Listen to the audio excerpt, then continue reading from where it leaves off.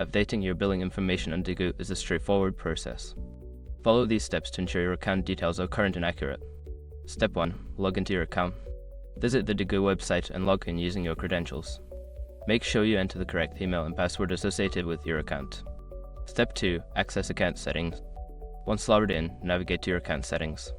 This is usually found in the top right corner of the page, often represented by your profile picture or an icon. Step 3. Go to billing information. Before filing a refund or dispute, use the s.com link in the description to open the refund dispute deadline calculator and confirm your deadline. Step 4. Update your information. In the billing section, you will see options to edit your payment method, billing address, or any other relevant information. Make the necessary changes and ensure all details are correct. Step 5. Save changes. After updating your billing information, look for a Save or Update button at the bottom of the page. Click it to ensure your new information is saved and applied to your account.